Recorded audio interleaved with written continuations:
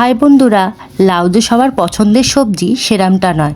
এটা নিয়ে তুচ্ছ তাচ্ছিল্য হাসি ঠাট্টা চলে, কিন্তু আমার পছন্দের লাউয়ের ডাল কিংবা লাউ চিংড়ি খেলে প্রাণ অনেকেরই জুড়িয়ে যায়। লাউ ডালের সাথে এক খোয়া গন্ধরাজ লেবু হলে আর তো কথাই নেই। লাউয়ের 96% জল। নিয়মিত লাউ খেলে আমাদের শরীর হাইড্রেট থাকে। যারা ওজন কমাতে চান তারা নিজের ডায়েটে লাউ রাখতেই পারেন। লাউ খেলে দূর হয় হজমের সমস্যা, এছাড়া রক্তে কোলেস্টেরলের পরিমাণও কমাতে সাহায্য করে। এমনকি বাঙালির প্রিয় মিষ্টান্নে লাউয়ের ব্যবহার হয়ে থাকে। আর লাউ দিয়ে তৈরি মোরব্বা কার কার প্রিয় অবশ্যই কমেন্টে জানাবেন। লাউয়ের যোগসূত্র লোকসঙ্গীতে একতারা নামে পরিচিত বাদ্যযন্ত্রটি মূলত পাকা লাউয়ের খোল দিয়েই তৈরি করা হয়। খাদ্য থেকে বাদ্য সর্বত্রই লাউয়ের মহিমা অপার। গরমকাল মানেই লাউয়ের ছড়াছড়ি, কিন্তু শীতকালে ধনেপাতা দিয়ে লাউয়ের তরকারি খেতে ভালোই লাগে। লাউয়ের রেসিপিটা এমন কিছু কঠিন না, সবাই জানেন, তাও একটিবার রইল। ভিডিওটি ভালো লাগলে লাইক করবেন, subscribe my channel. Thank you for watching. Tata.